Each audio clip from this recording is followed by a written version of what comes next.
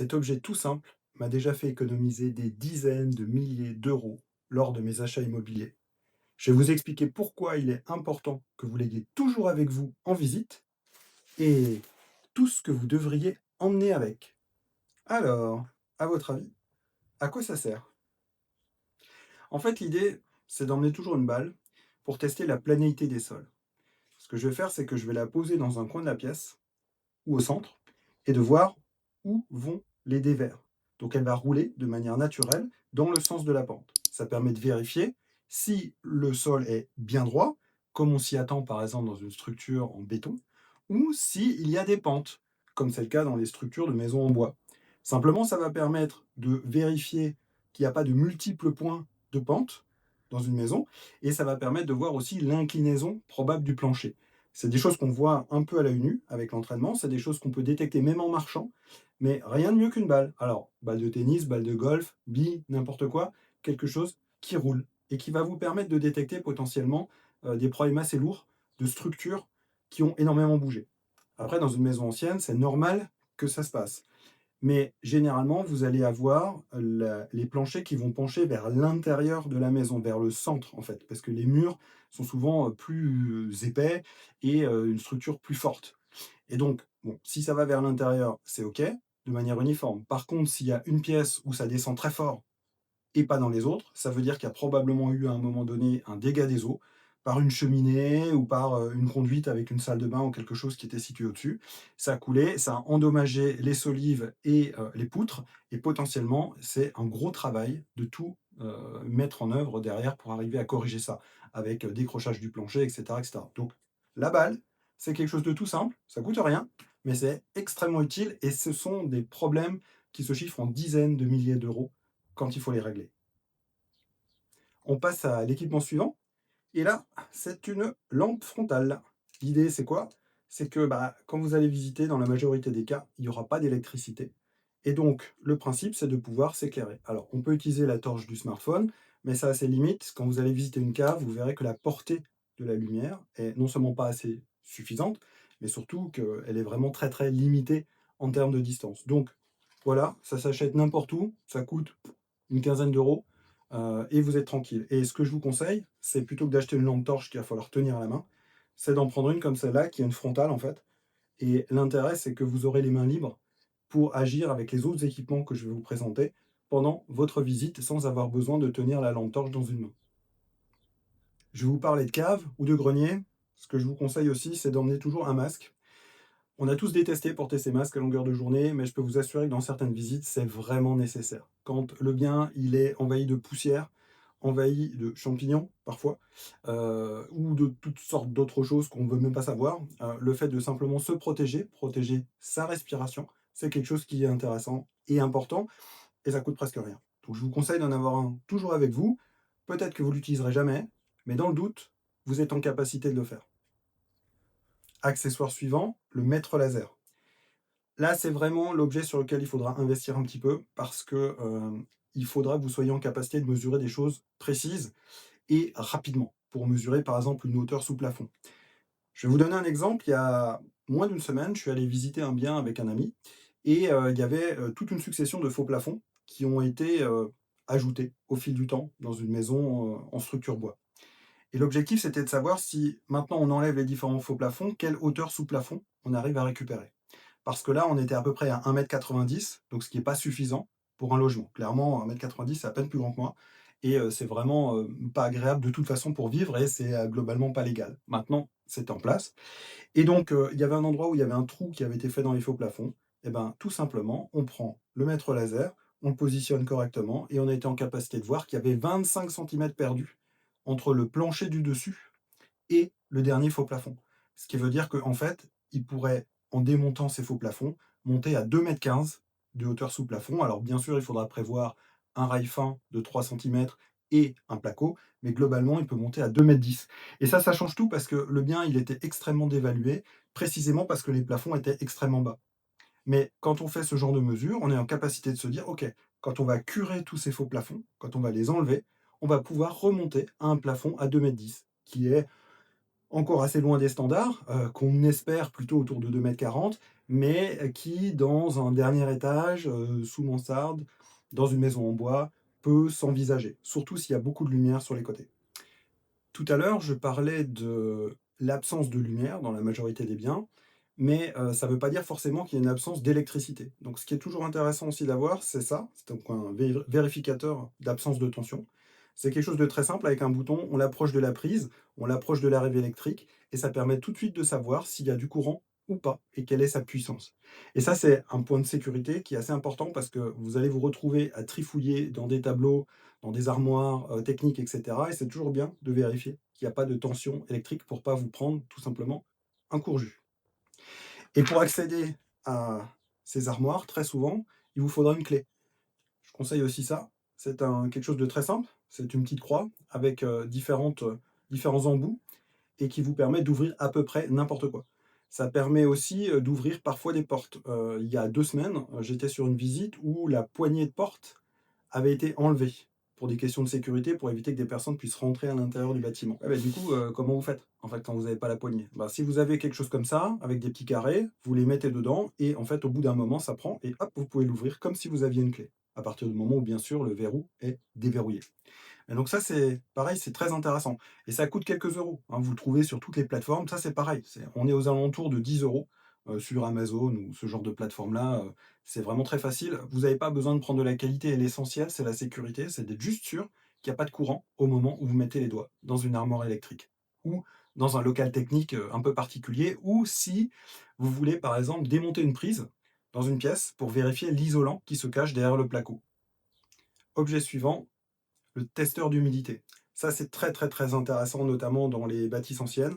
Ça va vous permettre, finalement, il y a 2 picots ici et puis un petit afficheur et ça vous permet de sélectionner, là, c'est un modèle ultra simple, c'est pareil, ça coûte 10-15 € et ça vous permet de vérifier soit si c'est un mur en brique, soit si c'est une poutre en bois, le taux d'humidité. Et ça, c'est important parce que si vous avez des taux d'humidité à 50 dans une pièce à vivre, au niveau du mur, bah, c'est que vous avez peut-être un problème d'infiltration, vous avez peut-être un problème d'humidité, stagnante, vous avez peut-être un problème, de remontée capillaire et si vous avez une structure bois avec des poutres, et qu'elles sont extrêmement humides, bah, c'est potentiellement aussi un problème révélateur. Alors dans une cave, on aura toujours une humidité relative, surtout si c'est un sol en terre battue.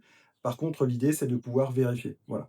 Dans les pièces, à vivre, si vous commencez à monter à plus de 10 sur le bas des murs, bah, ça va commencer à être compliqué. Donc il suffit de le mettre en route, d'utiliser 2 picots, de les appliquer sur la surface et ça vous donne un chiffre de taux d'humidité. Et ça, c'est voilà, un équipement qui, moi, m'est extrêmement utile parce que ça va permettre, dans des endroits, un peu sauvages, en campagne notamment, d'arriver à voir si, le bâti est sain ou s'il a été, fortement attaqué par l'humidité au fil du temps. Alors maintenant, on va rentrer dans les équipements un petit peu plus exotiques et ça, c'est quelque chose que j'utilise maintenant depuis, pas mal de temps et qui est vraiment très, très utile. C'est un endoscope. Donc c'est la même chose que ce qui est utilisé, dans les hôpitaux ou par les médecins pour aller dans des endroits inaccessibles. Et là, l'intérêt, c'est que ce petit endoscope, il se fixe directement sur votre smartphone, donc il y a des adaptateurs pour Android ou pour iPhone et vous avez une application gratuite qui vous permet de voir. Donc la caméra, elle est pas folle, hein, on va pas se mentir. Je crois que de mémoire, je l'ai dû le payer 12 €. L'intérêt, en fait, c'est pas d'avoir de l'image haute définition, vous êtes pas médecin. Par contre, un exemple de cas d'usage, qui était particulièrement utile, il y a pas tellement longtemps, j'ai visité un bien et avec la balle de tennis, j'avais vu, des pentes de sol qui étaient, assez inquiétantes à un endroit précis et il se trouve qu'il y a un conduit de cheminée à cet endroit-là. Donc en fait ça, c'est assez classique. Ça veut dire que la l'étanchéité au niveau de la toiture, la prise de la cheminée versus toiture est plus bonne. L'eau est rentrée au fil du temps et a fini par couler le long du conduit et est venue, ben, bouffer les poutres.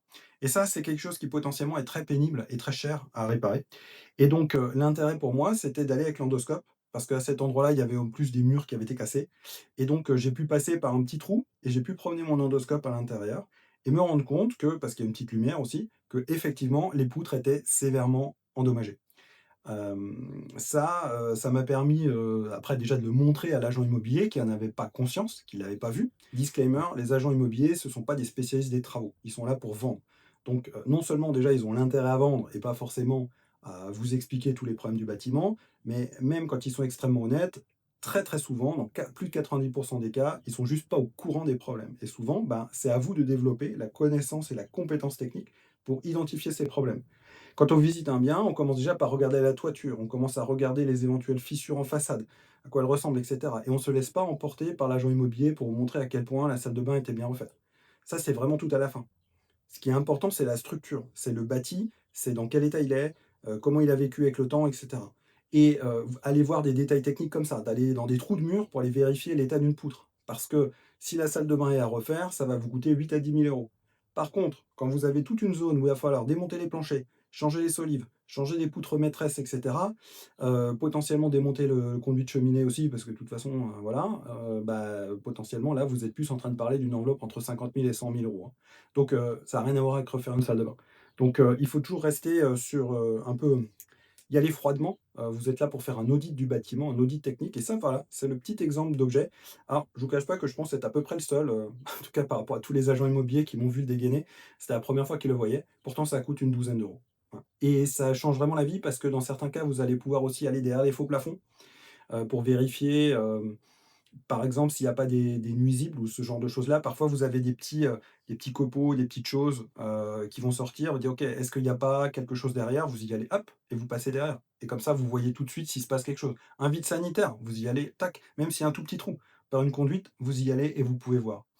Alors, encore une fois, la portée est pas folle, la qualité d'image non plus, mais ça suffit pour lever le doute et on est bien au stade du lever le doute. Parce que ça va vous permettre aussi, bah, d'affiner votre pricing d'offres d'achat. Enfin, il y a un dernier objet que j'emmène toujours avec moi, mais c'est plus pour les deuxièmes visites.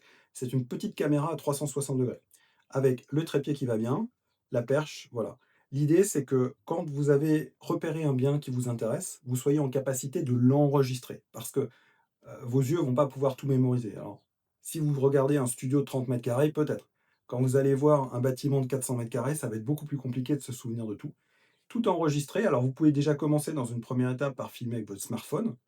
C'est très, très, très utile. Il faut vraiment filmer tous les murs et cetera et il y a plein de choses que vous allez revoir a posteriori quand vous allez regarder la vidéo et qui vous avaient pas du tout sauté à l'œil pendant votre visite, surtout si l'agent immobilier est beaucoup là ou le propriétaire pour vous raconter la vie du bâtiment et vous allez vous disperser là-dedans au lieu de regarder ce qui est vraiment important. Je vous conseille vraiment de ne pas vous laisser emporter par la visite et de vraiment faire votre visite méticuleuse, technique. Vous êtes là pour auditer le bâtiment, pour savoir dans quel état réel il est, pour savoir si vous allez vous positionner ou pas et à quel prix. C'est très important parce qu'il faut être en capacité de se dire: «OK, combien vont pouvoir coûter les travaux en fonction de ce que j'ai vu ici, ici, ici, ici». D'ailleurs, en description de cette vidéo, vous verrez dans mes outils, favoris, il y a un outil qui s'appelle SimulReno et qui vous permet de faire ça. Il y a une version gratuite qui vous permet de, bah, pendant la visite, déjà de checker quelques points clés, qu'est-ce qu'il y a à changer? Est-ce qu'il faut changer les fenêtres? Est-ce qu'il faut changer la cuisine? Est-ce que l'électricité a l'air en bon état ou pas? Et cetera. Des choses un peu génériques et ça vous donne déjà une fourchette d'enveloppe de travaux. C'est intéressant parce que du coup, quand vous tout de suite en fait, en quelques secondes, donc pendant la visite, vous savez déjà si c'est rentable ou pas.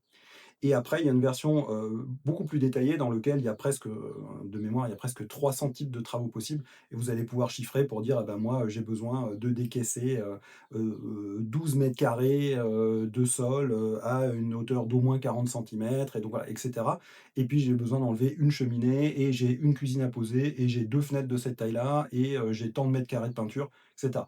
Et en fait, ça vous donnera une estimation du prix des travaux. Voilà, je vous mets le lien. Vous avez en plus, un code là pour avoir moins 50. Voilà, donc après vous l'utilisez ou pas, mais moi en tout cas je l'utilise parce que sinon, pour chiffrer, c'est trop long, c'est trop compliqué. Faire venir des artisans à chaque fois, c'est compliqué. Là, l'intérêt, c'est que quand vous sortez de la visite, alors en visite, vous avez déjà une idée de l'enveloppe travaux et quand vous sortez de la visite, quand vous êtes tranquillement chez vous, vous prenez une demi heure, 1 heure et vous balayez, tous les travaux que vous avez prévu de faire. Ça peut prendre 5 minutes aussi, ça dépend combien il y en a et vous avez tout de suite une estimation assez fiable, de combien ça peut coûter. Voilà et après derrière, vous pouvez faire d'ailleurs plein d'estimations différentes, comme vous voulez. Bon, voilà, donc en tout cas, la petite caméra 360°, bah, c'est simplement que ça va beaucoup plus vite que, un filmer au smartphone. Alors à un moment donné, j'utilisais aussi un outil qui s'appelle Matterport, qui permet de faire, des vues à 360°, mais aussi en 3D. Donc ça, c'est bien. Par contre, ça prend du temps et donc si vous avez, par exemple, un appartement de 50 mètres carrés, il faut se dire que ça va prendre une quinzaine de minutes facile pour faire quelque chose de correct et donc si vous avez une maison de 300 mètres carrés, il vous faudra, 1 heure, 1 heure et demie et plus donc une très grosse tablette, genre, iPad Pro parce que sur le smartphone, vous arriverez vite aux limites de la batterie. C'est très consommateur, voilà. Mais c'est des choses qui permettent d'enregistrer et c'est assez intéressant quand même parce que, encore une fois, votre mémoire vous jouera des tours, c'est obligé, vous ne pouvez pas avoir toutes ces choses-là. Bien entendu, vous pouvez retourner faire des visites, hein, c'est pas interdit et vous pouvez réemmener, l'équipement à chaque fois. Moi, je l'emmène systématiquement. Alors des fois, j'utilise pas du tout parce que je rentre et puis il y a tout de suite des problèmes et dans d'autres cas, on creuse. Je serais très curieux de savoir si vous aussi vous emmenez des équipements lors de vos visites, si vous aviez conscience de ce qu'il était possible de faire pour finalement un budget, très, limité et s'il y a certains objets que vous emmenez, des outils très utiles et ben que j'ai pas présenté aujourd'hui. Moi, ça m'intéresse que vous en parliez en commentaire, pour partager avec la communauté et nous aider tous à devenir meilleurs sur nos visites. Et souvenez-vous, c'est très important que parfois, il vaut mieux s'abstenir plutôt que d'acheter quelque chose de trop risqué. Donc, le fait d'avoir tous ces équipements vous permet de vous assurer aussi une certaine tranquillité d'esprit pour faire des biens rentables, parce qu'en fait, on est quand même là pour ça, faut pas l'oublier et se retrouver avec 50 000, 100 000, 150 000 € de travaux non prévus et bah, ça vous pète la rentabilité, c'est sûr et certain. Donc parfois, il vaut mieux s'abstenir.